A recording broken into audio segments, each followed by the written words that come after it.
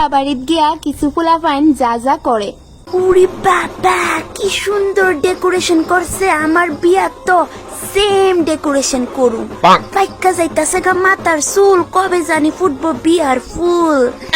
মায়া fine দেখো মাসকে, মায়া fine তি দেহি হই না বইয়ের কিতা, বইন টইন বা বান্ধবী টান্ধবী নাই না কিতা।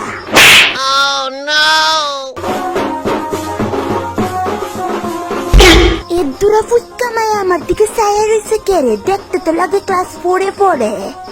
ওরে বাবা রে, আবার চোখ টেপো মারছে। আমি এনো দামড়ি মায়া ফটাইতে আইছি, নিববি না?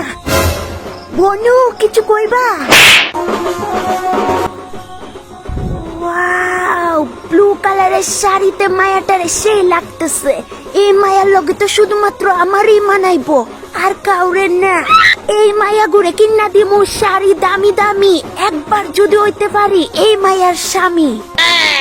বেবি তোমারে ব্লু শাড়িতে জানো খুব সুন্দর লাগতেছে। এই সাজসজ্জা তোমারই লেগা জান। শুধু শুধু মায়াটি আমার উপর ক্রাশ খা, বড় ডিকেরে খাইতো না। আমার একটু ব্যস্ততা দেখাইতে হইব নিজেরে।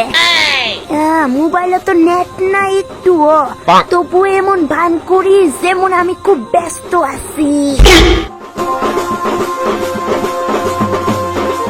বিড়িটার মধ্যে গাঁজা একটু কম মিলাইছে, আমি টের পাইতাছি।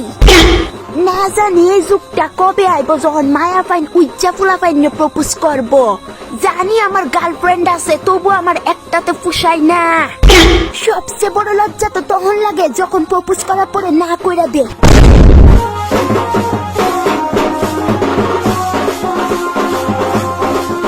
ওয়াও, এনো কতগুলা কিউট কিউট মায়া ফাইন জমা হইছে, সুন্দর টিকে নাচতে হইব। ভাই সেই নাচ দিছস রে ভাই, সেই দারুণ হইছে। আরে তোর ভাই ইতা নাচ কত দিছে? তোর দিকে একটা মায়া চাইছিল তো, কিতা কস? মায়াটা বুধই তোর পছন্দ করছে রে। ধুর, তুই জানোস না আমার যে গার্লফ্রেন্ড আছে?